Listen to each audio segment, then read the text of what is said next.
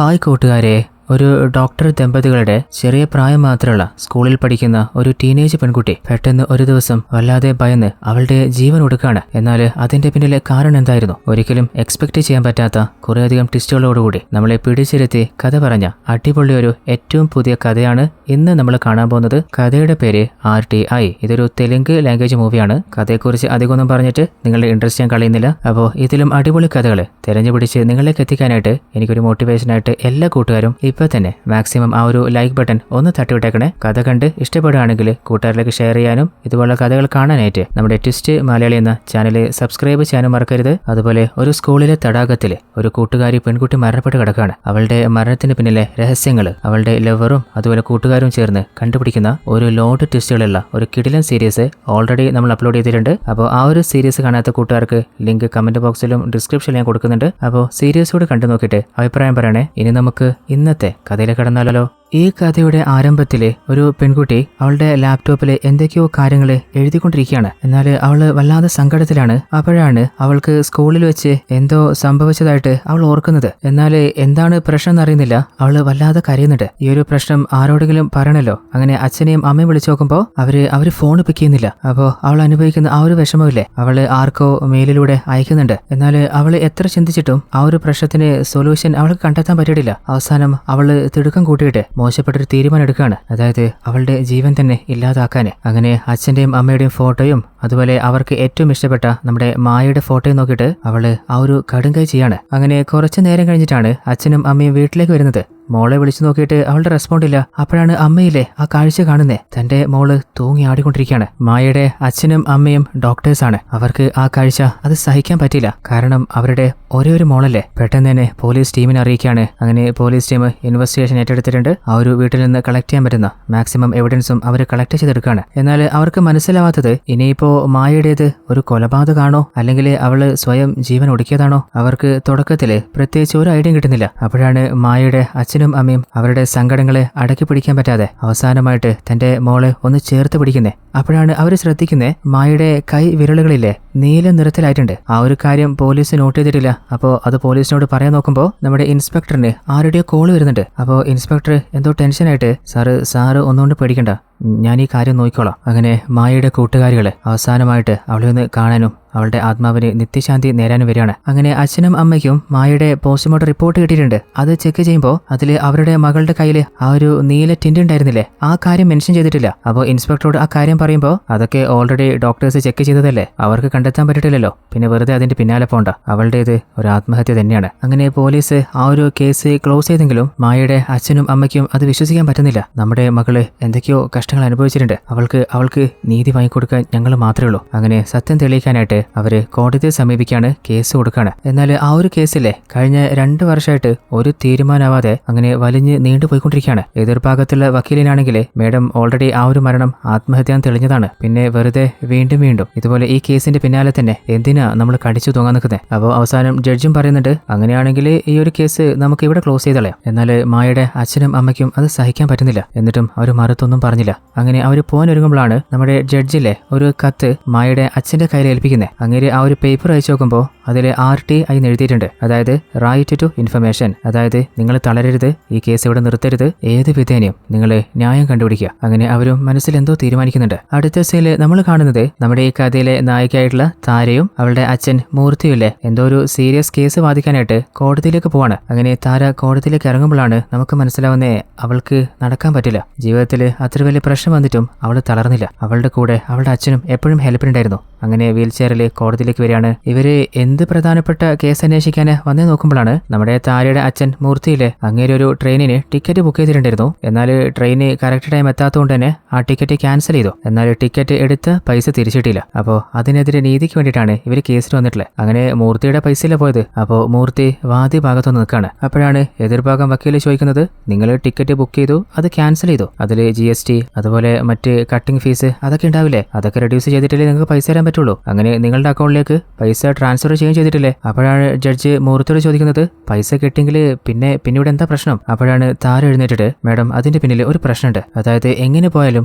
73 രൂപയാണ് അച്ഛന് തിരിച്ചു കിട്ടേണ്ടത്. എന്നാൽ കിട്ടിയത് 70 രൂപയാണ്. 3 രൂപയുടെ കുറവുണ്ട്. അപ്പോൾ എതിർഭാഗം വക്കീൽ ചോദിക്കുന്നുണ്ട്, 3 രൂപയുടെ കുറവിനാണോ ഇത്രയും വലിയ കേസ് ഉണ്ടാക്കേണ്ട കാര്യം? അപ്പോൾ ജഡ്ജും 3 രൂപയല്ലേ, അതങ്ങ് വേണ്ടെന്ന് വെച്ചൂടെ? എന്നാൽ താരയാണെങ്കിൽ വെറും 3 രൂപ എന്ന് അങ്ങ് തള്ളിക്കളയാൻ പറ്റില്ല മാഡം. കാരണം ഇതിപ്പോ എന്റെ അച്ഛന് മാത്രമല്ല, ഇതുപോലെ പല ആളുകളെടുത്തുനിന്നും 3 രൂപ വീതം നഷ്ടപ്പെട്ടിട്ടുണ്ടെങ്കിൽ നല്ലൊരു കൊള്ള ലാഭം തന്നെ അവർ കൊയ്തിട്ടുണ്ട്. അപ്പോൾ പൈസ ആർക്കൊക്കെ നഷ്ടപ്പെട്ടിട്ടുണ്ടോ അവർക്കൊക്കെ ആ പൈസ തിരിച്ചു കൊടുത്തേ മതിയാവും. അങ്ങനെ അവസാനം നമ്മുടെ നായിക താരയുടെ വാദത്തിന് ജഡ്ജും അംഗീകരിക്കുകയാണ്. അവർക്ക് അനുകൂലമായിട്ട് തീർപ്പും പ്രഖ്യാപിക്കുന്നുണ്ട്. അപ്പോൾ അതേ കോടതിയിൽ തന്നെ കേസിനെ കുറിച്ച് പഠിക്കാനായിട്ട് നമ്മുടെ മായയുടെ അച്ഛനും അമ്മയും വന്നിട്ടുണ്ടായിരുന്നു. അപ്പോൾ അവര് താര വാദിക്കുന്നത് കണ്ടിട്ടില്ലേ? അതിനു പുറമെ താര ആ ഒരു വാദം തുടങ്ങിയത് തന്നെ അവൾക്ക് ആ 3 രൂപയ്ക്ക് വേണ്ടിയിട്ടല്ലോ. ഇതുപോലെ കുറേയധികം ജനങ്ങൾക്ക് പൈസ നഷ്ടപ്പെട്ടിട്ടില്ലേ? അവർക്ക് വേണ്ടിയിട്ടും ഇനി ആർക്കും അതുപോലെ പൈസ നഷ്ടപ്പെടാതിരിക്കാനും വേണ്ടിയിട്ടല്ലേ? അപ്പോൾ മായയുടെ അച്ഛനും അമ്മയും താര ഒരു മനസ്സാക്ഷിയുള്ളവളാണെന്നും അതുകൊണ്ട് തന്നെ അവൾക്ക് നമ്മുടെ മകളുടെ മരണത്തിന് പിന്നിലെ രഹസ്യം കണ്ടെത്താൻ പറ്റുന്ന ഉറപ്പായിട്ട് താരയെ കണ്ട് സംസാരിക്കാനായിട്ട് അവളുടെ വീട്ടിലേക്ക് വരികയാണ്. അപ്പോഴാണ് താരയുടെ അസിസ്റ്റന്റാന്ന് തോന്നിട്ട് ഒരു ചെറിയ പയ്യൻ, ഇവന്റെ പേര് തരുൺ എന്നാണ്. അവൻ മായയുടെ അച്ഛനെയും അമ്മയും ഉള്ളിലേക്ക് ഇൻവൈറ്റ് ചെയ്യാണ്. അങ്ങനെ താരയോടും അതുപോലെ മൂർത്തിയോടും അവരുടെ മകളെ മായക്ക് സംഭവിച്ച കാര്യവും അതുപോലെ കഴിഞ്ഞ 2 വർഷമായിട്ട് ആ കേസിൽ പ്രത്യേകിച്ച് ഒരു നീക്കവും കാണുന്നില്ലെന്ന് പറയാണ്. അപ്പോഴാണ് നമ്മുടെ താരയുടെ അച്ഛൻ, അതായത് സീനിയർ വക്കീൽ മൂർത്തിയില്ലേ, അങ്ങേര് ചോദിക്കുന്നത്, അല്ല നിങ്ങളുടെ മകളില്ലേ മരണപ്പെടുന്നതിന് മുൻപ് നിങ്ങളോട് എന്തെങ്കിലും പറയാൻ ശ്രമിച്ചതായിട്ട് ഓർമ്മയുണ്ടോ? അപ്പോഴാണ് അവർ രണ്ടുപേരും പറയുന്നത്, അവള് പലപ്പോഴും ഞങ്ങളോട് എന്തൊക്കെയോ പറയാൻ ശ്രമിച്ചിട്ടുണ്ടായിരുന്നു. എന്നാൽ ഞങ്ങൾ ഡോക്ടേഴ്സ് ആയതുകൊണ്ട് കുറച്ചധികം ജോലി തിരക്കിലായിപ്പോയി. അവൾക്ക് എന്താ പറയാനുള്ളത് അവളെ ഒന്ന് ശരിക്കും ശ്രദ്ധിക്കാനോ കേൾക്കാനോ പറ്റിയില്ല. അപ്പോഴാണ് താര നമ്മുടെ മായയുടെ അമ്മയില്ലേ അവരെ മാത്രം മാറ്റി നിർത്തിയിട്ട് ചോദിക്കുന്നത്, നിങ്ങളുടെ മകൾക്ക് മെന്റൽ ഡിസ്റ്റർബ് ആവുന്ന എന്തെങ്കിലും സിറ്റുവേഷൻ ഉള്ള പോലെ നിങ്ങൾക്ക് തോന്നിയിരുന്നോ? സ്കൂളിലോ അല്ലെങ്കിൽ ഫ്രണ്ട്സിന്റെ ഇടയിലോ അങ്ങനെ എന്തെങ്കിലും? അപ്പോൾ അവർ പ്രത്യേകിച്ച് ഒന്നുമില്ലെന്ന് പറയുമ്പോൾ ചോദിക്കുന്നതുകൊണ്ട് എന്നോടൊന്നും തോന്നണ്ട, നിങ്ങളുടെ ഹസ്ബൻഡ് മായയോട് മോശമായിട്ട് ബിഹേവ് ചെയ്യോ അങ്ങനെ എന്തെങ്കിലും ഉണ്ടായിട്ടുണ്ടോ? എന്നാൽ അവരാണെങ്കിൽ എന്റെ ഹസ്ബൻഡിന് അങ്ങനത്തെ ഒരു മോശപ്പെട്ട സ്വഭാവമില്ല. നമ്മുടെ രണ്ടുപേരുടെ മോളല്ലേ, അവൾക്ക് വേറെ എന്തോ പ്രശ്നം ഉണ്ടായിരുന്നു. അവസാനത്തെ 2-3 മാസം ഞാൻ ശ്രദ്ധിച്ചതാ. എന്നാൽ ഞാൻ കരുതിയത് അവളുടേത് സ്കൂളിലെയോ എക്സാമിന്റെയോ പഠനത്തിന്റെ എന്തോ സ്ട്രെസ് ആണെന്നാണ്. എന്നാൽ അവള് കടുങ്കൈ ചെയ്യാൻ തീരുമാനിക്കുന്ന അത്രത്തോളം പ്രശ്നം അവൾക്ക് ഉണ്ടായിരുന്നു എന്ന് എനിക്ക് ഒരു നിമിഷം പോലും തോന്നിയില്ല. അതേ സമയത്ത് നമ്മുടെ മൂർത്തിയില്ലേ തനിച്ച് മായയുടെ അച്ഛനെ ചോദ്യം ചെയ്യുന്നുണ്ട്. അപ്പോൾ അങ്ങേരും പറയുന്നത് അവൾക്ക് എന്തൊക്കെയോ സ്ട്രെസ് ഉണ്ടായിരുന്നു. പക്ഷെ പ്രത്യേകിച്ച് നമ്മൾ നോട്ട് ചെയ്തത് അവൾ മരണപ്പെട്ട സമയത്ത് അവളുടെ കൈവിരലുകളിൽ ഒരു ബ്ലൂ ടിന്റ് നീല കളർ ഉണ്ടായിരുന്നു. എന്നാൽ ഞാനും എന്റെ ഭാര്യയും ഡോക്ടേഴ്സ് ആയതുകൊണ്ട് തന്നെ അത് എന്തിന്റെ സൈഡ് എഫക്റ്റ് ആണെന്ന് മനസ്സിലായിരുന്നു. അതായത് എന്തോ കെമിക്കല് അവളുടെ ശരീരത്തിൽ കടന്നിട്ടുണ്ട്. മേ ബി ഏതോ തരം സ്ലോ പോയിസണോ അങ്ങനെ എന്തോ. അങ്ങനെ നമ്മൾ ടെസ്റ്റിന് അയക്കാൻ റിക്വസ്റ്റ് ചെയ്തതാണ്. അവസാനം പോലീസ് സമ്മതിച്ചിട്ട് ഒരു ഡോക്ടറെ കൊണ്ട് ടെസ്റ്റ് ചെയ്തു. എന്നാൽ അതിൽ പ്രത്യേകിച്ച് സസ്പീഷ്യസ് ആയിട്ടുള്ള ഒരു കോമ്പണന്റും ശരീരത്തിൽ നിന്ന് കിട്ടിയിട്ടില്ല എന്ന് കാണിച്ച് വീണ്ടും നമ്മുടെ സംശയം തരാത്തോണ്ട് നമ്മൾ രണ്ടാമത് റിക്വസ്റ്റ് ചെയ്യിപ്പിച്ചു. എന്നാൽ വീണ്ടും ആദ്യം ചെയ്ത അതേ ഡോക്ടർ തന്നെയാണ് ടെസ്റ്റ് ചെയ്തതും അതേ റിപ്പോർട്ട് തന്നെയാണ് അയാള് വീണ്ടും തന്നതും. അപ്പൊ തന്നെ നമുക്ക് മനസ്സിലായിരുന്നു നമ്മുടെ മകളുടെ കേസ് അന്വേഷണം യഥാർത്ഥ രീതിയിലല്ല പോകുന്നതെന്ന്. അതുപോലെ കേസ് അന്വേഷിച്ച ഇൻസ്പെക്ടറെ കുറിച്ച് പറയാതിരിക്കുന്നതെന്നല്ലേ, അയാൾ ഒരു സീരിയസ്നെസ് ഇല്ലാതെ വേറെ ആർക്കോ വേണ്ടി ജോലി ചെയ്യുന്ന പോലത്തെ ഒരു ബിഹേവിയർ ആയിരുന്നു. ആ ഒരു സംശയം നമ്മൾ തീർക്കാന് അങ്ങനെ ഫോളോ ചെയ്തപ്പോൾ നമുക്ക് മനസ്സിലായത് എന്റെ മകള് പഠിച്ചിട്ടുണ്ടായിരുന്ന സ്കൂളിലെ പ്രിൻസിപ്പള് വിക്ടർ അങ്ങേരാണ് ഇൻഫ്ലുവൻസ് ചെയ്തതെന്നാണ്. എന്നാൽ മായയുടെ അച്ഛനോടും അമ്മയോടും ഒന്ന് പുറത്തിരിക്കാൻ പറഞ്ഞിട്ട് നമ്മുടെ താരയും മൂർത്തിയിലെ അവരൊന്ന് ഡിസ്കസ് ചെയ്യുന്നുണ്ട്. അപ്പോൾ താര, ആ ഒരു പെൺകുട്ടി മരണപ്പെട്ടിട്ട് 2 കൊല്ലം കഴിഞ്ഞില്ലേ, ഇനി നമ്മളിനി എങ്ങനെ തലകുത്തി നിന്നാലും ഒരു എവിഡൻസും കിട്ടാൻ പോകുന്നില്ല. അപ്പോഴാണ് താരയുടെ അമ്മ പറയുന്നത്, അതിനൊരു വഴിയുണ്ട്. അപ്പോൾ താരയും, എന്ത് വഴി? അത് മായ ഇപ്പോഴും ഞങ്ങളുടെ കൂടെയുണ്ട്. എന്ത്? നിങ്ങൾ എന്താ പറയുന്നേ? അവര് ഷോക്കായി പോകുന്നുണ്ട്. അതായത് ആ ഒരു അച്ഛനും അമ്മയില്ലേ അവരുടെ മകൾക്ക് നീതി കിട്ടാത്തതുകൊണ്ട് തന്നെ ഒരു പ്രൈവറ്റ് മോർച്ചറിയിലെ അവളുടെ ബോഡി ഇപ്പോഴും സ്റ്റോർ ചെയ്തിട്ടുണ്ട്. അങ്ങനെ മായയും മൂർത്തിയും അങ്ങോട്ട് കൂട്ടിക്കൊണ്ടുപോയിട്ട് അവളുടെ ബോഡി കാണിച്ചു കൊടുക്കാണ്. അതായത് അവര് ഡോക്ടേഴ്സ് അല്ലേ, അവർക്കൊരു പ്രതീക്ഷ ഉണ്ടായിരുന്നു. അങ്ങനെ താരയിലെ മായയുടെ കൈ ചെക്ക് ചെയ്യുമ്പോൾ അവർ പറഞ്ഞ പോലെ തന്നെ കൈവിരലുകള് നീല നിറത്തിലായിട്ടുണ്ട്. എന്നാൽ മരണപ്പെട്ടിട്ട് 2 വർഷം കഴിഞ്ഞതുകൊണ്ട് തന്നെ താരയുടെ ഡൗട്ട് ഇനിയിപ്പോ മായയുടെ ശരീരത്തിൽ നിന്ന് ആ ഒരു നീല നിറത്തിന് കാരണമായിട്ടുള്ള കോമ്പണന്റ് കണ്ടുപിടിക്കാൻ പറ്റുമെന്നാണ്. അപ്പോൾ താരയ്ക്ക് ഒരു ഡോക്ടർ ഫ്രണ്ട് ഉണ്ട്, അവളുടെ പേര് ശ്രുതി എന്നാണ്. ശ്രുതിയെ വിളിപ്പിച്ചിട്ട് ആ ഒരു കാര്യം ഡിസ്കസ് ചെയ്യുമ്പോൾ അവള് പറയുന്നുണ്ട്, 2 വർഷം ആയതല്ലേ, നമുക്ക് ട്രൈ ചെയ്ത് നോക്കാം. ഇതിനു മുൻപ് ഇതുപോലെ ഒരു കേസ് ഡീൽ ചെയ്യാത്തതുകൊണ്ട് എനിക്ക് എത്ര % ചാൻസ് ഉണ്ടെന്ന് ഉറപ്പ് പറയാൻ പറ്റില്ല. എന്നാലും എന്നെ കൊണ്ട് പറ്റുന്നതിന്റെ മാക്സിമം ഞാൻ ചെയ്തിരിക്കും. അപ്പോഴാണ് നമ്മുടെ നായിക താരയ്ക്ക് മനസ്സിലാവുന്നത് 2 വർഷമായിട്ട് ഈ ഒരു അച്ഛനും അമ്മയും അവരുടെ മകളുടെ ബോഡി സ്റ്റോർ ചെയ്ത് വെച്ചിട്ടുണ്ടെങ്കിൽ എത്രത്തോളം അവർ രണ്ടുപേരും അവരുടെ മകളെ സ്നേഹിച്ചിട്ടുണ്ടായിരുന്നു. അപ്പോൾ അവരുടെ ആഗ്രഹം ആത്മാർത്ഥമാണെന്ന് മനസ്സിലായപ്പോൾ താര പറയുന്നുണ്ട്, എനിക്ക് പറ്റുന്നതിന്റെ പരമാവധി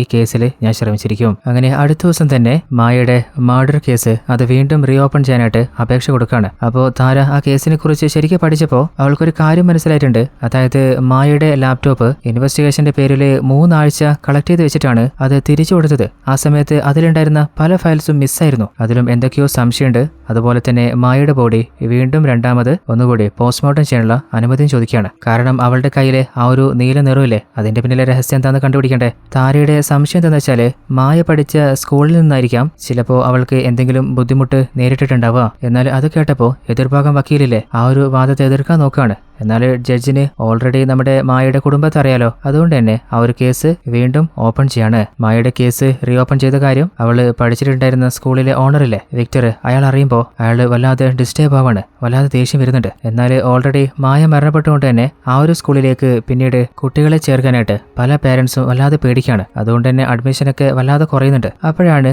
ആ സ്കൂളിലേക്ക് ജോലി ചോദിച്ചുകൊണ്ട് സിദ്ധാർത്ഥ എന്ന ഒരുത്തൻ വരുന്നത്. അതായത് നിങ്ങളുടെ സ്കൂളിന്റെ ഇപ്പോഴത്തെ സിറ്റുവേഷൻ എനിക്കറിയാം, ഞാനൊന്ന് മനസ്സ് വെച്ച് കഴിഞ്ഞാൽ പഴയതിലും കൂടുതലായിട്ട് കുട്ടികളെ സ്കൂളിലേക്ക് കൊണ്ടുവരിക്കാൻ എനിക്ക് കഴിയും. എനിക്കതിനുള്ള സ്കില്ലും ഉണ്ട്, ടെക്നിക്കൽ നോളജും ഉണ്ട്. എന്നാൽ ആ ഒരു സ്കൂളിന്റെ കൺട്രോളർ ഇവിടെ പ്രത്യേകിച്ച് ഇപ്പോൾ ഒരു വേക്കൻസി ഇല്ല, തൽക്കാലം താനൊന്ന് പോയി തരുമോ? എന്നാൽ സിദ്ധാർത്ഥ ആണെങ്കിൽ ഇതുപോലൊരു ഓപ്പർച്യൂണിറ്റി നഷ്ടപ്പെടുത്തി കഴിഞ്ഞാൽ പിന്നെ നിങ്ങൾ ഖേദിക്കേണ്ടി വരും. എന്നാൽ അവൻ പറയുന്നതൊക്കെ പിന്നിൽ നിന്ന് ആ സ്കൂളിന്റെ ഓണർ വിക്ടറില്ലേ അയാൾ കേൾക്കുന്നുണ്ടായിരുന്നു. അപ്പോൾ പതിയെ സിദ്ധാർത്ഥന്റെ അരികിൽ വന്നിട്ട്, നീ ഇപ്പോൾ പറഞ്ഞ കാര്യങ്ങൾ ചെയ്ത് കാണിക്കാൻ പറ്റുവാണെങ്കിൽ ഈ സ്കൂളിലെ നല്ലൊരു പൊസിഷൻ തന്നെ നിനക്ക് ഞാൻ തന്നിരിക്കും. അപ്പോൾ സിദ്ധാർത്ഥം പിന്നെന്താ, നമ്മുടെ സിദ്ധാർത്ഥിനെ ആളുകളെ സംസാരിച്ച് വലയിൽ വീഴ്ത്താനുള്ള നല്ല കഴിവുണ്ട്. അങ്ങനെ ആ നാട്ടിലെ പല പാരന്റ്സിനെ മീറ്റ് ചെയ്തിട്ട് 1 വർഷം കൊണ്ട് നിങ്ങളുടെ കുട്ടികളുടെ വിദ്യാഭ്യാസം ടോപ്പ് ലെവലെത്തിക്കാൻ നമ്മുടെ വിക്ടർ സ്കൂളിനെ പറ്റുള്ളൂ എന്ന് പറഞ്ഞിട്ട് ഓരോരുത്തരുടെ മൈൻഡ് പതിയെ ബ്രെയിൻ വാഷ് ചെയ്യാണ്. അങ്ങനെ ശരിക്കും കഷ്ടപ്പെട്ടിട്ട് ആ ഒരു സ്കൂളിന്റെ സ്ട്രഗിളിംഗ് പീരീഡിൽ നിന്ന് അഡ്മിഷൻ നല്ല രീതിയിൽ തന്നെ ഉയർത്തിയിട്ട് വീണ്ടും പഴയതിലും പ്രൗഢിയിലേക്ക് കൊണ്ടുവരാണ്. അപ്പോൾ സിദ്ധാർത്ഥന്റെ കഴിവില് വിക്ടർ വല്ലാതെ ഇംപ്രസ്ഡ് ആവാണ്. അപ്പോഴാണ് വിക്ടറിലെ ഒരു സജഷൻ ചോദിക്കുന്നത്, അല്ല സിദ്ധാർത്ഥ്, നമ്മുടെ സ്കൂളിൽ നിന്ന് കുറച്ച് കുട്ടികൾ ഒരു പ്രധാനപ്പെട്ട എക്സാം എഴുതാൻ പോകുന്നുണ്ട്. എന്നാൽ നല്ല കോമ്പറ്റീഷനാണ്, നമ്മളിനി എങ്ങനെ ശ്രമിച്ചാലും ജയിക്കാനുള്ള ചാൻസ് കുറവാണ്. അതുകൊണ്ട് നീ ഒരു ഹെൽപ്പ് ചെയ്യോ? ആ ഒരു എക്സാം നടക്കുന്ന സ്കൂളിന്റെ സെർവർ ഒന്ന് ഹാക്ക് ചെയ്യാൻ പറ്റുമോ? നീ എക്സ്പെക്ട് ചെയ്യുന്നതിലും കൂടുതൽ പൈസയും തന്നേക്കാം. അപ്പോൾ സിദ്ധാർത്ഥും ഞാൻ ഒന്ന് ട്രൈ ചെയ്ത് നോക്കാം. അങ്ങനെ അവന് പരിചയമുള്ള കുറച്ച് കൂട്ടുകാരെ കൊണ്ട് ആ ഒരു സെർവർ ഹാക്ക് ചെയ്യാണ്. അങ്ങനെ എക്സാം കഴിഞ്ഞപ്പോൾ നമ്മുടെ വിക്ടർ സ്കൂളിലെ കുട്ടികൾ മാത്രം ഹയർ മാർക്കില് ആ ഒരു എക്സാമിൽ പാസ്സാവാണ്. അങ്ങനെ നാട്ടിൽ മുഴുവനായിട്ട് പിന്നീട് വിക്ടർ സ്കൂളിനെ കുറിച്ചാണ് പ്രധാന സംസാരം. അതായത് ആ ഒരു സ്കൂളിലെ കുട്ടികളെ ചേർത്ത് കഴിഞ്ഞാൽ ഏതൊരു എക്സാമും വളരെ ഈസി ആയിട്ട് അവർക്ക് ക്രാക്ക് ചെയ്യാൻ പറ്റുന്ന എല്ലാ ജനങ്ങളെയും ബ്രെയിൻ വാഷ് ചെയ്തിട്ട് വിക്ടറിന്റെ സ്കൂളിനെ നല്ല രീതിയിൽ തന്നെ പ്രൊമോട്ട് ചെയ്യാണ്. എന്നാൽ അതുവരെ ആ ഒരു സ്കൂളിലെ കുട്ടികളെ ചേർക്കാൻ ഓരോ പാരന്റ്സും വല്ലാതെ പേടിച്ചിരുന്നില്ലേ. എന്നാലിപ്പോ ആ സ്കൂളിൽ ഒരു സീറ്റ് കിട്ടാനായിട്ട് ഓരോ പാരന്റ്സും മത്സരിച്ചുകൊണ്ടിരിക്കുകയാണ്. അങ്ങനെ കുട്ടികൾക്ക് സീറ്റ് കിട്ടി കഴിയുമ്പോൾ ഓരോ പാരന്റ്സും തുള്ളിച്ചാടുകയാണ്. എന്നാൽ ആ സ്കൂളിന് ഇത്രക്കും ഉയർച്ച വരാൻ കാരണം നമ്മുടെ സിദ്ധാർത്ഥിന്റെ ഒറ്റക്കുള്ള പ്രയത്നം കൊണ്ടല്ലേ. അങ്ങനെ വിക്ടർ സിദ്ധാർത്ഥിനെ പ്രശംസിക്കുകയാണ്. അവൻ പ്രതീക്ഷിച്ചതിലും കൂടുതൽ പൈസയും കിട്ടുന്നുണ്ട്. അങ്ങനെ തന്റെ കുഞ്ഞിനും ഭാര്യയ്ക്കുമായിട്ട് സ്വന്തമായിട്ട് ആ പണം കൊണ്ട് ഒരു വീട് വാങ്ങാണ്. അങ്ങനെ സിദ്ധാർത്ഥ് ആദ്യമായിട്ട് ആ സ്കൂളിലേക്ക് വന്നപ്പോൾ ഒരു കൺട്രോളറായിട്ടുള്ള സാറ് സിദ്ധാർത്ഥിനെ കളിയാക്കിയിരുന്നില്ലേ. അല്ല സാറ്, നിങ്ങൾ ആദ്യം എന്താ പറഞ്ഞ് എന്നെ കൊണ്ടൊന്നിനും പറ്റില്ല എന്നല്ലേ? അത് ആ ഒരു ദുർബല നിമിഷത്തെ പറ്റിയതല്ലേ. അങ്ങനെ ആ സ്കൂളിൽ നടക്കുന്ന മാറ്റമൊക്കെ നമ്മുടെ മായയുടെ അച്ഛനും അമ്മയും കാണുന്നുണ്ട്. അപ്പോഴാണ് ഒരു പ്രസ് മീറ്റില്ലേ ആ സ്കൂളിൽ നടത്തുന്നത്. വിക്ടർ പറയുന്നത് ഈ ലോകത്തിലെ തന്നെ ഏറ്റവും സേഫസ്റ്റ് ആയിട്ടുള്ള സ്കൂള് അതെന്റേതാണ്. അത് മാത്രമല്ല ഒരു കുട്ടിയും വിദ്യാഭ്യാസത്തിൽ പിന്നോട്ട് പോകില്ല. അപ്പോൾ ഒരു റിപ്പോർട്ടർ, നിങ്ങളുടെ സ്കൂളിൽ പഠിച്ച ഒരു പെൺകുട്ടിയല്ലേ മായ, അവള് മരണപ്പെട്ടു പോയില്ലേ, ആ ഒരു പെൺകുട്ടിക്ക് വേണ്ടിയിട്ട് ഇതുവരെ നിങ്ങൾ ഒരു വാക്കുപോലും സംസാരിച്ചിട്ടില്ലല്ലോ. എന്നാൽ വിക്ടർ, ആ ഒരു കേസ് ഇപ്പോ കോടതിയിലല്ലേ, അതിനെക്കുറിച്ച് എനിക്കൊന്നും പറയാനില്ല. ആ ഒരു മീറ്റിംഗ് ഇല്ലേ നമ്മുടെ ഹീറോയിൻ താരയും അച്ഛൻ മൂർത്തിയും കാണുന്നുണ്ടായിരുന്നു. എന്നാൽ ആ ഒരു റിപ്പോർട്ടർ ആണെങ്കിൽ ആ ഒരു പെൺകുട്ടിയുടെ മരണത്തിന് നിങ്ങളുടെ സ്കൂളിന് ബന്ധമുണ്ടെന്ന് തുടക്കത്തിൽ ഒരു ന്യൂസ് ഉണ്ടായിരുന്നല്ലോ. ആ സമയത്ത് നിങ്ങളുടെ സ്കൂളിന് അഡ്മിഷൻ വളരെ കുറവായിരുന്നു. അതെല്ലാം കൂടി കേട്ടപ്പോൾ വിക്ടറിന് കയ്യിൽ പോയിട്ട് റിപ്പോർട്ടർ എടുത്ത് പഞ്ഞുകിടാൻ നോക്കുകയാണ്. എന്നാൽ അവിടെ കൂടിയ ബാക്കി ആളുകളാണ് വിക്ടറിനെ കൺട്രോൾ ചെയ്യുന്നത്. അവസാനം ഇമോഷണലി പെട്ടെന്ന് കൺട്രോൾ പോയതിന് അവരോട് വിക്ടർ സോറി വരെ ചോദിക്കുന്നുണ്ട്. അപ്പോൾ വിക്ടർ, ഇതുവരെ ഞാൻ ഈ കാര്യം ഒരിക്കലും പുറത്ത് പറയരുതെന്ന് കരുതിയതാ. എന്നാൽ ഇത്രത്തോളം നിങ്ങൾ എന്നെ പ്രകോപിപ്പിച്ച സ്ഥിതിക്ക് ഇനി എനിക്ക് പറയാതിരിക്കാൻ പറ്റില്ല. ആ ഒരു പെൺകുട്ടി മായ, അവളുടെ മേലെ കുറേയധികം കംപ്ലൈന്റ് ഈ സ്കൂളിൽ കിട്ടിയിട്ടുണ്ടായിരുന്നു. അതായത് അവളുടെ ബിഹേവിയറിൽ കുറച്ചധികം മോശപ്പെട്ട പ്രോബ്ലംസ് ഉണ്ട്. സാധാരണ സ്കൂൾ കഴിഞ്ഞാൽ എല്ലാ പെൺകുട്ടികളും അവളുടെ വീട്ടിലേക്കല്ലേ പോവാറ്. എന്നാൽ മായ അവളുടെ ഫോൺ എടുത്തിട്ട് നമ്മുടെ സ്കൂളിന്റെ റെസ്റ്റ് റൂമിലേക്ക് പോകണ്ടായിരുന്നു. ഫോൺ എടുത്ത് പോകുന്നത് വേറെ ഒന്നിനുമല്ല, അഡൽട്ട് വീഡിയോസ് കാണാനാണ്. അങ്ങനെ അവള് ഒരിക്കൽ ആ വീഡിയോ കണ്ടുകൊണ്ടിരുന്നപ്പോൾ എന്റെ സ്കൂളിന്റെ സെക്യൂരിറ്റി ഹെഡായിട്ടുള്ള ശരൺ ആ ഒരു പെൺകുട്ടി മായയെ റെസ്റ്റ് റൂമിൽ വെച്ച് കണ്ടിട്ടുണ്ടായിരുന്നു. എല്ലാരും പോയിട്ടും ഇവളെന്താ പോകാത്തെന്ന് ചെക്ക് ചെയ്തപ്പോഴാണ് അവള് ഫോണില് അഡൽട്ട് വീഡിയോ കണ്ടുകൊണ്ടിരിക്കാന്ന് മനസ്സിലാവുന്നേ. ആഹാ കൊള്ളാലോ, നിന്റെ പാരന്റ്സിന്റെ അടുത്ത് ഞാൻ ഇപ്പൊ തന്നെ കംപ്ലൈന്റ് ചെയ്യാൻ പോണേ. എന്നാൽ അവള് പേടിച്ചിട്ട് ആരോടും ഒന്നും പറയലേ. എന്നാൽ ശരൺ കേട്ടില്ല. ഇൻഫോം ചെയ്യാൻ പോയപ്പോ അവളില്ലേ ശരനോട് മിസ്ബിഹേവ് ചെയ്യുന്ന പോലെ അവളുടെ ഡ്രസ്സ് റിമൂവ് ചെയ്യാനൊക്കെ ട്രൈ ചെയ്യുന്നുണ്ടായിരുന്നു. എന്നാൽ ശരണ് വല്ലാതെ ദേഷ്യം വന്നിട്ട് നീ എന്തൊക്കെയാ ചെയ്യുന്നേ, മര്യാദ കൊടുത്ത് മാറ്. അങ്ങനെ അവിടുന്ന് ദേഷ്യത്തിൽ പോയതാണ്. എന്നാൽ അന്ന് വൈകുന്നേരം വീട്ടിലേക്ക് പോയിട്ടാണ് മായ അവളുടെ ജീവൻ ഒടുക്കുന്നത്. അതായത് അവള് ഭയന്നിട്ടുണ്ടാവും. സ്കൂളില് അവളുടെ ബിഹേവിയർ അറിയുന്നു, അതുപോലെ ടീച്ചേഴ്സ് പാരന്റ്സിനെ വിളിച്ച് ഡിസ്കസ് ചെയ്യുന്നു. ഒരിക്കലും ഈ കാര്യം പുറത്ത് പറയണമെന്ന് കരുതിയതല്ല. സ്കൂളിന്റെ ഇമേജ് പോയാലും ആ കുട്ടിയെ രക്ഷിക്കണമെന്ന് മാത്രമേ ഞാൻ കരുതിയിരുന്നുള്ളൂ. എന്നാൽ നിങ്ങൾ ഫോഴ്സ് ചെയ്തിട്ടാണ് എന്നെ കൊണ്ട് ഇപ്പൊ ഇത് പറയിപ്പിച്ചത്. എന്നാൽ മായയെക്കുറിച്ച് ആ ഒരു കാര്യം കേൾക്കുമ്പോൾ അവളുടെ അച്ഛനും അമ്മയ്ക്കും സഹിക്കാൻ പറ്റുമോ? അവരുടെ നെഞ്ച് പൊട്ടി പോകുന്നുണ്ട്. അങ്ങനെ മായയെക്കുറിച്ച് പുതിയൊരു അലിഗേഷൻ വന്നില്ലേ. അടുത്ത ദിവസം തന്നെ നമ്മുടെ താര കോടതിയിലേക്ക് ആ ഒരു കാഴ്ച കണ്ടു എന്ന് പറഞ്ഞ സെക്യൂരിറ്റി ഹെഡ് ശരൺ സാറിലെ അയാളെ വിളിപ്പിക്കുകയാണ്. അപ്പോൾ അങ്ങനെയോട് ചോദിക്കുമ്പോഴും എന്താണ് ഇന്നലെ ആ സ്കൂളിന്റെ ഓണർ വിക്ടർ പറഞ്ഞത് അതേ കാര്യം തന്നെയാണ് റിപ്പീറ്റ് ചെയ്യുന്നത്. എന്നാൽ അത് കേട്ടപ്പോൾ മായയുടെ അച്ഛന് കൺട്രോൾ നഷ്ടപ്പെട്ടിട്ട് ശരണ്ടെ കൊങ്ങൊക്കെ പിടിക്കാൻ നോക്കുന്നുണ്ട്. എന്നാൽ താരയുടെ അച്ഛൻ മൂർത്തിയില്ലേ അദ്ദേഹമാണ് മായയുടെ അച്ഛനെ സ്റ്റോപ്പ് ചെയ്യുന്നത്. അപ്പോൾ എതിർഭാഗം വക്കീല് ആ ഒരു പെൺകുട്ടിയുടെ നാച്ചുറിനെ കുറിച്ച് ഇപ്പോൾ ഏകദേശം കൺവിൻസ് ആയില്ലേ. അപ്പോൾ അത് റിവീൽ ആവുന്നുള്ള ഭയത്തിൽ തന്നെയാണ് അവള് അങ്ങനെ ഒരു അറ്റംപ്റ്റ് ചെയ്തത്. ഇനിയും വെറുതെ ഈ ഒരു കേസ് നീട്ടിവലിക്കാതെ ക്ലോസ് ചെയ്യുന്നതല്ലേ ഏറ്റവും നല്ലത്.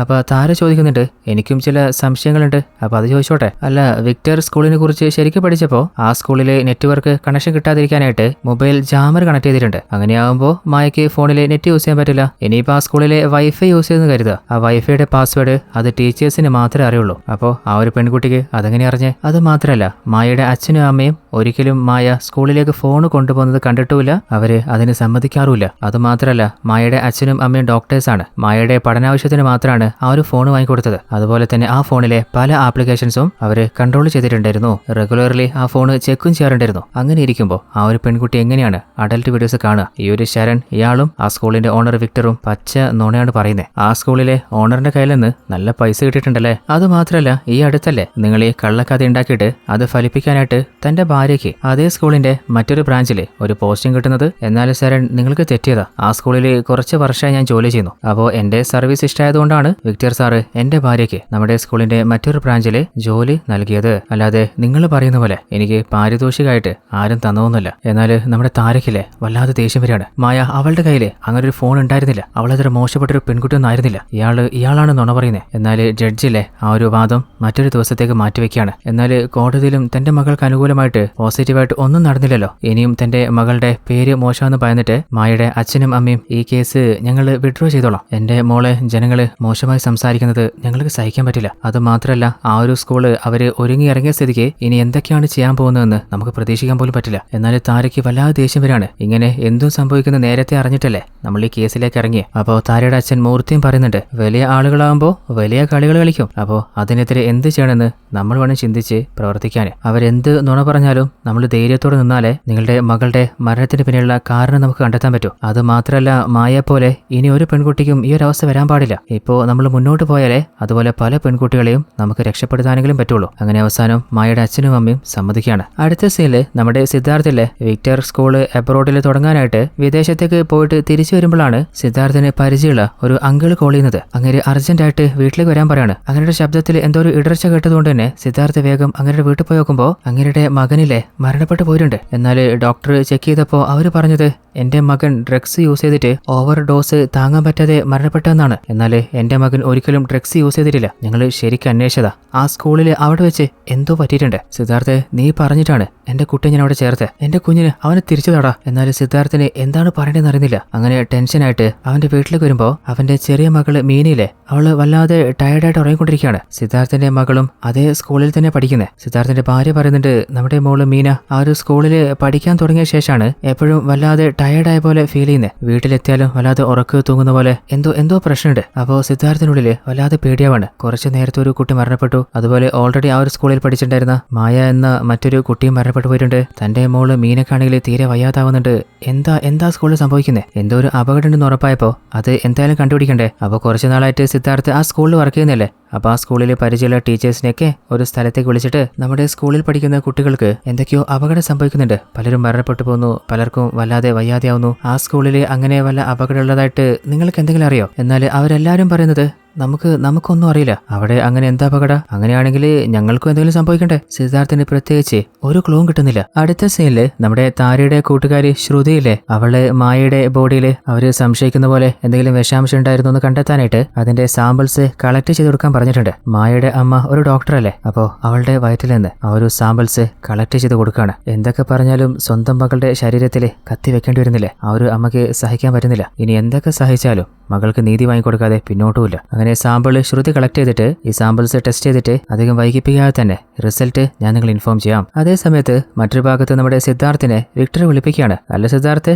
നിന്നോട് ഞാൻ പറഞ്ഞ ജോലി അല്ലല്ലോ ഇപ്പൊ നീ ചെയ്യുന്നത്. എന്റെ സ്കൂളിൽ പഠിപ്പിക്കുന്ന ടീച്ചേഴ്സിനെ വിളിച്ചിട്ട് നീ എന്തൊക്കെയോ കാര്യം ഡിസ്കസ് ചെയ്തെന്ന് പറഞ്ഞല്ലോ. നിനക്ക് ഈ സ്കൂളിൽ ഒരു ജോലിയില്ലേ, ആ ജോലി മാത്രം ചെയ്താൽ മതി. കൂടുതൽ ഡിറ്റക്റ്റീവ് ആവാനും ഇൻവെസ്റ്റിഗേറ്റ് നടത്താൻ ഇറങ്ങാൻ നിൽക്കണ്ട, അത് നിനക്ക് നല്ലതിനല്ല. ഇനിയിപ്പോ അങ്ങനെ ചെയ്തേ മതിയാവുന്ന വാശിയാണെങ്കിൽ എന്റെ സ്കൂളിന്റെ ഡെവലപ്മെന്റിനാണെങ്കിലും നീ പല സ്കൂളിന്റെയും സർവേസ് ഹാക്ക് ചെയ്തിട്ടുണ്ട്, പല എക്സാമും ക്രാക്ക് ചെയ്യാൻ എൻ്റെ സ്റ്റുഡൻസിനെ ഹെൽപ്പ് ചെയ്തിട്ടുണ്ട്, അതുപോലെ പല ഇല്ലീഗൽ ബിസിനസ്സുകൾക്കും പൈസ വാങ്ങിയിട്ട് നീ കൂടെ നിന്നിട്ടുണ്ട്. അപ്പോൾ എന്നെ കൊടുക്കാനാ പ്ലാനെങ്കിൽ ഞാൻ മാത്രമല്ല കൂടെ നീയും ജയിലിൽ പോകും. അപ്പോൾ ഓർത്ത് കളിച്ചോ. അതേ സമയത്ത് താരയുടെ കൂട്ടുകാരി ശ്രുതിയില്ലേ, അവള് ആ ഒരു സാമ്പിൾസ് കളക്ട് ചെയ്തിട്ട് അവൾക്കൊരു കാര്യം മനസ്സിലായിട്ടുണ്ട്. അത് താരയോട് പറയാണ്. അതായത് മായയുടെ ശരീരത്തിലുള്ള ആ ഒരു വിഷാംശമില്ലേ, അത് പതിയെ പതിയാണ് അവളുടെ ശരീരത്തിൽ എത്തിയിട്ടുള്ളത്. അതായത് ഒരു സിംഗിൾ ഡോസ് ആയിട്ട് പെട്ടെന്ന് കയറിയതില്ല, വളരെ പതിയെ. അപ്പോൾ ശ്രുതി ഒരു സംശയം പറയുന്നുണ്ട്. എന്തായാലും റെഗുലർ ആയിട്ട് ആ കുട്ടികൾ പോകുന്ന സ്ഥലത്ത് നിന്നേ ഇതുപോലെ പതിയെ വിഷാംശം ഉള്ളിൽ കടക്കാനുള്ള ഒരു ചാൻസ് ഉള്ളൂ. ഒന്നുകിൽ വീട്ടിൽ നിന്ന് അല്ലെങ്കിൽ സ്കൂളിൽ നിന്ന്. വീട്ടിൽ നിന്ന് എന്തായാലും ഒരു അച്ഛനും അമ്മയും സ്വന്തം മക്കൾക്ക് വിഷം നൽകില്ലല്ലോ. അങ്ങനെയാണെങ്കിൽ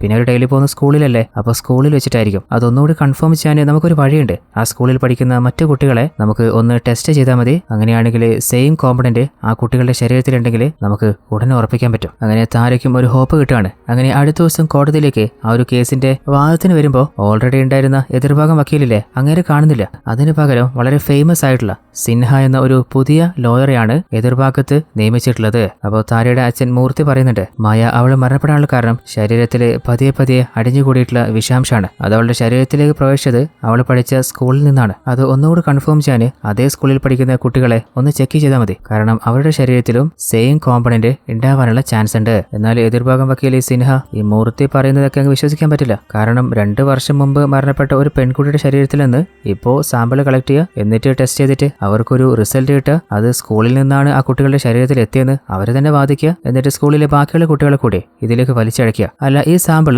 ഇവർ പറയുന്ന പോലെ ആ പെൺകുട്ടി മായയുടെ ശരീരത്തിൽ നിന്ന് തന്നെ കളക്ട് ചെയ്താന്ന് എന്താ ഉറപ്പ്? 2 വർഷം മുമ്പ് മരണപ്പെട്ട പെൺകുട്ടിയുടെ ശരീരത്തിൽ ഇതുപോലൊരു സാമ്പിൾ ഉണ്ടായിട്ടില്ല. പിന്നെ ഇപ്പൊ പുതുതായിട്ട് സാമ്പിൾ വിശ്വസിക്കാൻ പറ്റുന്ന എന്തെങ്കിലും കഥ ഇറക്കുന്നില്ലേ കുറച്ചുകൂടി നല്ലേ. അപ്പോൾ താര പറയുന്നുണ്ട്, ആയിക്കോട്ടെ, സാറ് പറഞ്ഞ പോലെ നിലവിൽ മായയുടെ ശരീരത്തിൽ നിന്ന് എടുത്ത് ടെസ്റ്റ് ചെയ്ത ഈ ഒരു സാമ്പിൾ കണക്കിൽപ്പെടുത്തണ്ട. എന്നാൽ ആ സ്കൂളിൽ ഇപ്പോൾ കുറച്ച് കുട്ടികൾ പഠിക്കുന്നില്ലേ, അപ്പോൾ അവരുടെ ശരീരത്തിൽ അങ്ങനെ വല്ല സ്ലോ പോയിസൺ പോലെ വിഷാംശം കടക്കുന്നുണ്ടോ എന്ന് ഒന്ന് ചെക്ക് ചെയ്ത് നോക്കാലോ. എന്നാൽ സിൻഹയാണെങ്കിൽ അതിന്റെ ആവശ്യം എന്താ? നിങ്ങൾ ഫേക്ക് ആയിട്ടൊരു സാമ്പിൾ റിപ്പോർട്ടും കൊണ്ടുവന്നിട്ട് എന്തിനാ കുട്ടികളൊക്കെ ഇതിലേക്ക് വലിച്ചഴിക്കുന്നത്? എന്നാൽ ജഡ്ജാണെങ്കിൽ കുട്ടികളെ ടെസ്റ്റ് ചെയ്യുന്നതുകൊണ്ട് പ്രത്യേകിച്ച് ആർക്കും നഷ്ടമൊന്നും വരാനില്ലല്ലോ. കുറച്ച് കുട്ടികളെ ടെസ്റ്റ് ചെയ്ത് നോക്ക്. അങ്ങനെ ജഡ്ജിന്റെ അനുവാദത്തോടുകൂടി ആ ഒരു സ്കൂളിൽ നിന്ന് ഒരു 10 കുട്ടികളെ സെലക്ട് ചെയ്തിട്ട് അവരുടെ ശരീരത്തിലെ സാമ്പിൾസ് എടുക്കുകയാണ്. അങ്ങനെ ആ ഒരു സാമ്പിൾ ടെസ്റ്റിന് അയച്ചിട്ടുണ്ട്. ഒരാഴ്ചത്തോളം വേണം അതിന്റെ റിസൾട്ട് വരാനായിട്ട്. എന്നാൽ അതിനുള്ളിൽ നമ്മുടെ സിദ്ധാർത്ഥിന് ആ സ്കൂളിൽ എന്തൊക്കെയോ അപകടം നടക്കുന്ന കാര്യം മനസ്സിലായില്ലേ. തന്റെ മകളെ പോലെ ഓരോ കുഞ്ഞുങ്ങളും അപകടത്തിലല്ലേ. അപ്പോൾ വിക്ടർ സ്കൂളിലെ കള്ളികളൊക്കെ വിളിച്ചു കൊണ്ടുവരാനേ അവൻ മാക്സിമം ശ്രമിക്കുന്നുണ്ട്. എന്നാൽ ആ കാര്യം നമ്മുടെ വിക്ടറിന് മനസ്സിലായിട്ട്, സിദ്ധാർത്ഥ്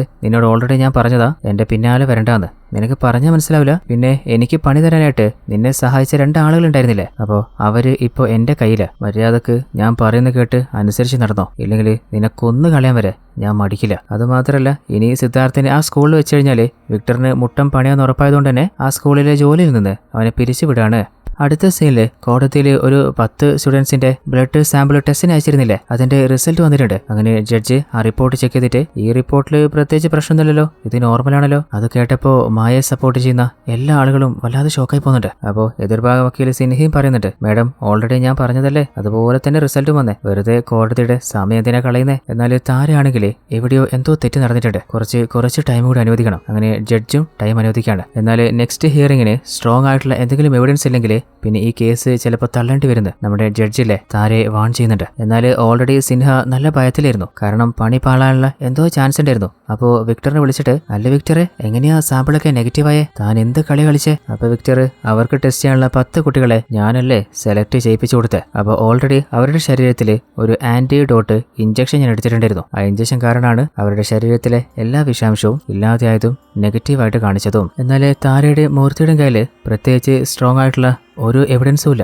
ആകെ ഉണ്ടായിരുന്ന ഹോപ്പ് ആ ഒരു സാമ്പിളായിരുന്നു. അങ്ങനെ നിരാശ നഷ്ടപ്പെട്ടിരിക്കുമ്പോഴാണ് അങ്ങോട്ടേക്ക് സിദ്ധാർത്ഥ് വരുന്നത്. സിദ്ധാർത്ഥിനെ കണ്ടപ്പോൾ മൂർത്തി ചോദിക്കുന്നുണ്ട്, അല്ല നീ ആ വിക്ടർ സ്കൂളിലല്ലേ ജോലി ചെയ്യുന്നത്? അപ്പോൾ സിദ്ധാർത്ഥും, അതെ, ഞാൻ അവിടെ ജോലി ചെയ്തിട്ടുണ്ടായിരുന്നു. ജോലി ചെയ്യുന്ന സമയത്ത് വിക്ടറിന്റെ കൂടെ ചേർന്നിട്ട് അയാൾക്ക് വേണ്ടിയിട്ട് അയാൾ പറഞ്ഞ പോലെ ചില ഇല്ലീഗൽ ജോലികളൊക്കെ എനിക്ക് ചെയ്യേണ്ടി വന്നിട്ടുണ്ട്. എന്നാൽ നിങ്ങൾ ശ്രമിക്കുന്ന പോലെ തന്നെ ആ സ്കൂളിൽ എന്തൊക്കെ ആപത്തുണ്ട്. ആ രഹസ്യം കണ്ടുപിടിക്കാൻ ഞാൻ ശ്രമിച്ചതാ, പക്ഷെ പറ്റിയില്ല. എന്നാൽ എനിക്ക് ഇനി ഒരു കുഞ്ഞിനെയും മരണത്തിന് വിട്ടുകൊടുക്കാൻ പറ്റില്ല. അതുകൊണ്ട് എന്നെ കൊണ്ട് പറ്റുന്ന നിങ്ങളെ ഞാനും ഹെൽപ്പ് ചെയ്യാം. അപ്പോഴാണ് മൂർത്തി ചോദിക്കുന്നത്, മായ മരണപ്പെടുന്നതിന് കുറച്ചു ദിവസം മുമ്പ് സ്കൂളിന്റെ ഡയറക്ടർ ബോർഡിന് ഒരു കംപ്ലൈന്റ് അയച്ചിട്ടുണ്ടായിരുന്നു. അപ്പോൾ ചിലപ്പോൾ അത് ആ സ്കൂളിന്റെ സെർവറിലുണ്ടാവും. അത് എന്താണെന്ന് അറിയാനേ എങ്ങനെയെങ്കിലും റിട്രൈവ് ചെയ്തെടുക്കാൻ പറ്റുമോ? അപ്പോൾ സിദ്ധാർത്ഥും, എനിക്ക് ചില ഫ്രണ്ട്സ് ഉണ്ട്, അവരെ കൊണ്ട് എടുക്കാൻ പറ്റുമെന്ന് ഞാൻ നോക്കി നോക്കാം. അങ്ങനെ ഫ്രണ്ട്സിനോട് ഹെൽപ്പ് ചോദിക്കുകയാണ്. അവരും മാക്സിമം ശ്രമിച്ചു നോക്കുന്നുണ്ട്. അങ്ങനെ സിദ്ധാർത്ഥ് താരെ വിളിച്ച് പറയുന്നുണ്ട്, അതായത് അങ്ങനെ ഒരു കംപ്ലൈന്റ് രജിസ്റ്റർ ചെയ്തിരുന്നെന്ന കാര്യം ശരിയാ, എന്നാൽ ആ കംപ്ലൈന്റ് ഒരാൾ ഡിലീറ്റ് ചെയ്ത് കളഞ്ഞിട്ടുണ്ട്. അവന്റെ പേര് രാഹുൽ എന്നാണ്. അപ്പോൾ താരയും, നീ ഒരു കാര്യം ചെയ്യോ, രാഹുലിനോട്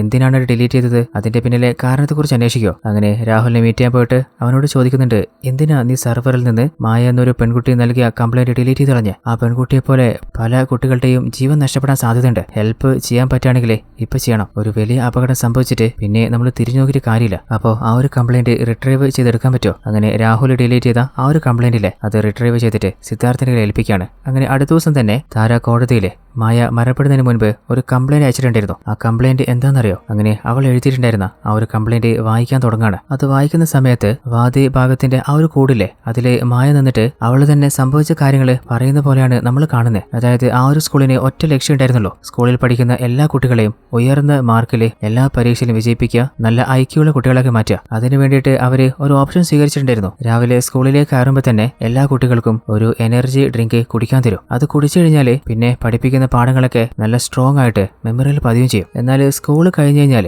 ഏകദേശം ഒരു 5-6 മണിക്കൂർ കഴിഞ്ഞാൽ പിന്നെ നമുക്ക് ഒരു കാര്യത്തിലും കോൺസെൻട്രേറ്റ് ചെയ്യാൻ പറ്റാത്ത പോലെ നമ്മുടെ ബോഡിയൊക്കെ വല്ലാതെ ടയർഡ് ആവുന്ന പോലെ ഫീൽ ചെയ്യും. പിന്നീട് ആ ഒരു ഡ്രിങ്ക് കുടിച്ചിട്ടില്ലെങ്കിൽ തലയൊക്കെ വല്ലാതെ വേദന എടുക്കും. അപ്പോൾ എന്നെപ്പോലെ പല കുട്ടികൾക്കും ഇതിന്റെയൊക്കെ കാരണം ആ ഒരു എനർജി ഡ്രിങ്കാന്ന് മനസ്സിലായിട്ട് പാരന്റ്സിനോട് പറയണമെന്ന് കരുതിയതാ. എന്നാൽ പാരന്റ്സിനോട് പറഞ്ഞു കഴിഞ്ഞാൽ ഞങ്ങളുടെ ജീവന് ആപത്താണെന്ന് ആ സ്കൂളിൽ നിന്ന് ഭീഷണിപ്പെടുത്തിയതുകൊണ്ട് വേറെ നിവൃത്തിയില്ലാതെ അത് കുടിക്കേണ്ടി വന്നതാണ്. അങ്ങനെ മായ ഭയന്നിട്ട് ആ ഒരു ഡ്രിങ്ക് കുടിക്കാതിരുന്നപ്പോൾ പോലും അവര് നിർബന്ധിച്ച് അത് കുടിപ്പിക്കുകയായിരുന്നു. അതായത് കഥയുടെ ആരംഭത്തിലെ മായ വല്ലാതെ ഡിപ്രസ്ഡ് ആയത് നമ്മൾ കണ്ടിരുന്നില്ലേ? അതായത് അവളുടെ ശരീരം വല്ലാതെ വീക്കാവുന്നുണ്ട്, അവൾക്ക് സഹിക്കാൻ പറ്റാത്ത തലവേദനയാവുന്നുണ്ട്. എന്നാൽ അതിന്റെ പിന്നിലെ രഹസ്യം പറയാനും പറ്റുന്നില്ല. അവസാനം തന്റെ അച്ഛനോടോ അമ്മയോടോ പറയാൻ നോക്കിയിട്ടും അവർ ഫോൺ പിക്കുകയോ അല്ലെങ്കിൽ അവൾ പറയുന്നത് കേൾക്കാൻ പോലും ഒന്ന് ചെവി കൊടുത്തതുമില്ല. അങ്ങനെയാണ് അവള് ലാപ്ടോപ്പിൽ കംപ്ലൈന്റ് ടൈപ്പ് ചെയ്തിട്ട് അയക്കുന്നത്. എന്നാൽ ആ ഒരു കംപ്ലൈന്റ് കേട്ട ശേഷം ജഡ്ജി പറയുന്നത് ഇതൊരു വാലിഡ് എവിഡൻസ് ആയിട്ട് നമുക്ക് സ്വീകരിക്കാൻ പറ്റില്ല. അതായത് ഇത് ഡിജിറ്റലി ആ പെൺകുട്ടി അയച്ചതാണെന്ന് പറയുന്നു. ഇനി അവള് തന്നെയാണ് അയച്ചതെന്ന് നമുക്ക് എന്താ ഉറപ്പ്? ഇനിയിപ്പോ അവള് തന്നെയാണ് അയച്ചതെന്ന് വെക്കുക. എന്നാൽ അവൾ ഈ പറഞ്ഞ കാര്യത്തിൽ എന്തെങ്കിലും സത്യാവസ്ഥ ഉണ്ട് എന്ന് തെളിയിക്കാൻ പറ്റണ്ടേ? ലാസ്റ്റ് ടൈം ആണെങ്കിൽ നിങ്ങളൊരു 10 കുട്ടികളെ ടെസ്റ്റ് ചെയ്തിട്ട് അവരുടെ ശരീരത്തിലും അങ്ങനെ ഒരു പ്രശ്നമില്ല. അത് മാത്രമല്ല, നിങ്ങൾ സ്ഥാപിക്കുന്നതിന് എന്തെങ്കിലും സ്ട്രോങ് ആയിട്ടുള്ള എവിഡൻസ് ഉണ്ടെങ്കിൽ അല്ലെങ്കിൽ വല്ല സാക്ഷി ഉണ്ടെങ്കിൽ നിങ്ങൾ സബ്മിറ്റ് ചെയ്യ്. അപ്പോൾ താര പറയുന്നുണ്ട്, ഒരു സ്ട്രോങ് സാക്ഷിയെ ഞാൻ സബ്മിറ്റ് ചെയ്തോളാം. അങ്ങനെ നമ്മുടെ താരയും സിദ്ധാർത്ഥുല്ലേ ഒരിക്കൽ ആ സ്കൂളിന്റെ പിന്നിലൂടെ സ്കൂളിലേക്ക് കയറിയിട്ട് സിദ്ധാർത്ഥ് ആ സ്കൂളിലെ ഡാറ്റാസ് മൊത്തം കളക്ട് ചെയ്യാൻ നോക്കായിരുന്നു. അപ്പോഴാണ് സ്കൂളിന്റെ സെക്യൂരിറ്റി ഹെഡ് ആയിട്ടുള്ള ശരണില്ലേ അയാളെ കാഴ്ച കാണുന്നത്. എന്നാൽ നമ്മുടെ സിദ്ധാർത്ഥിനെ വിക്ടർ ആ സ്കൂളിൽ നിന്ന് ഒഴിവാക്കിയ കാര്യം ശരൺ അറിഞ്ഞിട്ടില്ല. അപ്പോൾ സിസ്റ്റത്തിൽ എന്തോ വർക്ക് ചെയ്യായിരുന്നു എന്നാണ് അങ്ങനെ കരുതിയത്. അങ്ങനെ സ്കൂളിനെ കുറിച്ച് സംസാരിച്ചുകൊണ്ടിരിക്കുമ്പോഴാണ് ശരണിന്റെ അസിസ്റ്റന്റ് വന്നിട്ട് പറയുന്നത് ആ ഒരു ലോഡ് എത്തിയിട്ടുണ്ട്. അപ്പോൾ ശരണും പിന്നെന്ത് നോക്കാനാ, അത് ഇറക്കി വെക്ക്. അപ്പോൾ സിദ്ധാർത്ഥും എന്ത് ലോഡ് വന്നിട്ടുണ്ടാവുക? അങ്ങനെ അവരത് ഇറക്കി വെക്കുമ്പോൾ അവൻ പാതി ഒളിഞ്ഞു നോക്കുന്നുണ്ട്. അവന് മനസ്സിലായിട്ടുണ്ട് അത് തന്നെയാണ് ആ ഒരു എനർജി ഡ്രിങ്ക്. അങ്ങനെ ആ ഒരു വിഷ്വൽസ് ഒക്കെ ഫോട്ടോ ആയിട്ട് എടുത്തു വെക്കുകയാണ്. അപ്പോഴാണ് അസിസ്റ്റന്റ് വന്നിട്ട് നമ്മുടെ ശരണിനോട് സിദ്ധാർത്ഥിനെ സ്കൂളിൽ നിന്ന് ഒഴിവാക്കിയ കാര്യം പറയുന്നത്. എന്ത്, അവൻ ഒഴിവാക്കിയെന്നോ? അപ്പൊ കുറച്ചു നേരത്തെ അവനോട് കണ്ടല്ലോ, അവൻ എന്തെങ്കിലും എവിഡൻസ് കളക്ട് ചെയ്യാൻ വന്നിരിക്കും, അവനെ പിടിക്കേ. അത് കേട്ടപ്പോൾ സിദ്ധാർത്ഥ് അവിടെ നോടി തല നോക്കുന്നുണ്ട്. എന്നാൽ പിന്നാലെ വന്ന ആളുകൾ അവനെ പിടിക്കാൻ നോക്കുന്നുണ്ട്. എന്നാൽ ഓൾറെഡി പുറത്ത് നമ്മുടെ താര അവളുടെ സ്കൂട്ടിയുമായിട്ട് കാത്തു കയറുന്നില്ലേ. അങ്ങനെ അവരുടെ കയ്യിൽ പിടികൊടുക്കാതെ അവര് അവിടുന്ന് രക്ഷപ്പെട്ടു പോവാണ്. അപ്പോൾ കുറച്ചു നേരത്തെ നേരത്തെ ആ സ്കൂളിന്റെ സെക്യൂരിറ്റി ഹെഡ് ശരണില്ലേ അവനോട് സിദ്ധാർത്ഥ് സംസാരിച്ച സമയത്ത് ചില മെഡിസിനെ കുറിച്ചൊക്കെ അയാൾ സംസാരിച്ചിട്ടുണ്ടായിരുന്നു. ആ ഒരു വിഷ്വലൊക്കെ നമ്മുടെ സിദ്ധാർത്ഥ് എവിഡൻസ് ആയിട്ട് റെക്കോർഡ് ചെയ്തെടുത്തിട്ടുണ്ടായിരുന്നു. അങ്ങനെ ആ എവിഡൻസ് കോടതിയിൽ പ്ലേ ചെയ്യാണ്. അതായത് എനർജി ഡ്രിങ്കിലെ ആ ഒരു പൗഡറാണ് മിക്സ് ചെയ്യുന്നത്. എന്നാൽ എതിർഭാഗം വക്കീൽ സിൻഹയാണെങ്കിൽ ഇത് ഫേക്ക് ആയിട്ട് ക്രിയേറ്റ് ചെയ്തുള്ള വീഡിയോ ആണ്. എന്നാൽ ജഡ്ജ് ഒരു വീഡിയോ കണ്ടാൽ അത് ഫേക്ക് ആണോ റിയൽ ആണോ എന്ന് അറിയാൻ മാത്രം ബോധമൊക്കെ എനിക്കുണ്ട്. തൽക്കാലം നിങ്ങൾ ഇരിക്കും. എന്നിട്ട് വിക്ടറിനെ പ്രതി കൂടുതൽ കയറിയിട്ട് ചോദിക്കുന്നുണ്ട്, അല്ല വിക്ടറെ, ഇതിനെക്കുറിച്ച് തനിക്കെന്താ പറയാനുള്ളത്? അതിന് ആ ഒരു പൗഡർ അത് സാധാരണ എനർജി ഡ്രിങ്കിൽ മിക്സ് ചെയ്യുന്നതാ, അതിൽ പോയിസൺ ഒന്നുമില്ല. ഓൾറെഡി എന്റെ സ്കൂളിലെ 10 കുട്ടികളെ ടെസ്റ്റ് ചെയ്തതല്ലേ, അപ്പോൾ റിപ്പോർട്ട് നെഗറ്റീവായിട്ടല്ലേ വന്നേ, പിന്നെന്താ കുഴപ്പം? അപ്പോഴാണ് നമ്മുടെ താരയുടെ കൂട്ടുകാരി ശ്രുതിയില്ലേ, അവള് എന്തുകൊണ്ടാണ് ആ കുട്ടികളുടെ ശരീരത്തിൽ ആ ഒരു വിഷാംശം കാണാതിരുന്നതെന്നുള്ള റീസൺ പറയുന്നത്. അതായത് വിക്ടർ അന്നൊരു ട്രിക്ക് യൂസ് ചെയ്തതാണ്. അതായത് ഞങ്ങൾക്ക് ടെസ്റ്റ് ചെയ്യാൻ 10 കുട്ടികളെ വിക്ടറിന്റെ ആളുകൾ തന്നെ ഓൾറെഡി സെലക്ട് ചെയ്തിട്ട് അവർക്ക് ആന്റിഡോട്ട് അടിച്ചിട്ടുണ്ടായിരുന്നു. അതുകൊണ്ടാണ് നമ്മൾ ടെസ്റ്റ് ചെയ്തപ്പോൾ റിസൾട്ട് നെഗറ്റീവായിട്ട് വന്നത്.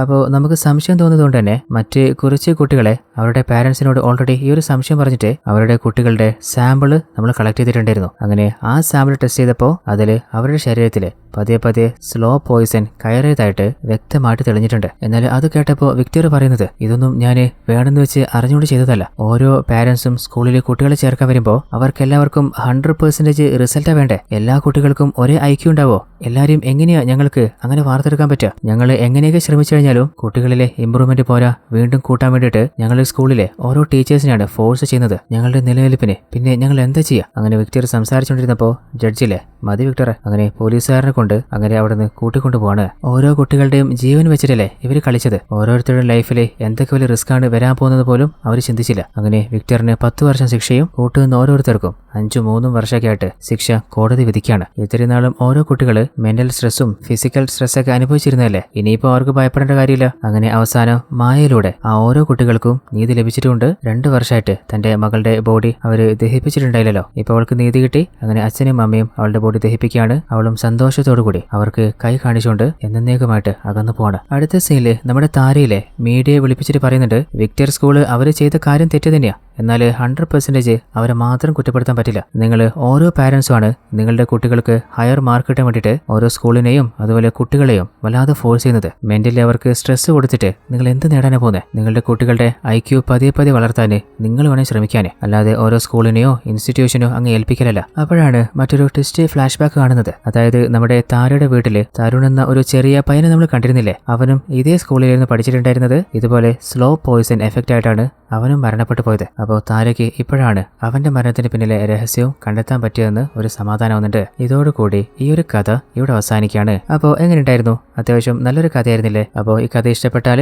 എല്ലാ കൂട്ടുകാരും മറക്കാതെ ഈ വീഡിയോയ്ക്ക് മാക്സിമം ഒന്ന് ലൈക്ക് ചെയ്ത് സപ്പോർട്ട് ചെയ്യുക. നിങ്ങളുടെ കൂട്ടുകാരിലേക്ക് വീഡിയോ ഒന്ന് ഷെയർ ചെയ്യുക. ഇതുപോലെ കഥകൾ കാണാനായിട്ട് ട്വിസ്റ്റ് മലയാളി എന്ന നമ്മുടെ ചാനൽ ഒന്ന് സബ്സ്ക്രൈബ് ചെയ്യുക. അതുപോലെ ഒരു സ്കൂളിന്റെ അരികിലെ തടാകത്തിലെ ഒരു പെൺകുട്ടിയുടെ ജഡ ഉയരാണ്. അവളുടെ ലവറും കൂട്ടുകാരും ചേർന്നിട്ട് അതിന്റെ പിന്നിലെ രഹസ്യം തേടിപ്പോയപ്പോൾ ലോഡ് കണക്കിന് ട്വിസ്റ്റുകളാണ് റിവീൽ ആയത്. ആ ഒരു സീരീസിന്റെ പേരാണ് കോഡൈ മിസ്റ്ററി ഐലാൻഡ്. അപ്പോൾ കാണാത്ത കൂട്ടുകാർക്കായിട്ട് ആ ഒരു സീരീസിന്റെ ലിങ്ക് കമന്റ് ബോക്സിലും ഡിസ്ക്രിപ്ഷനിലും കൊടുത്തിട്ടുണ്ട്. അപ്പോൾ ആ സീരീസ് കൂടി ഒന്ന് ചെക്ക് ചെയ്ത് നോക്കുക. അപ്പോൾ മറ്റൊരു കഥയുമായിട്ട് നമുക്ക് നാളെ കണ്ടുമുട്ടാം. അതുവരേക്കും ടാറ്റ, ബൈ ബൈ.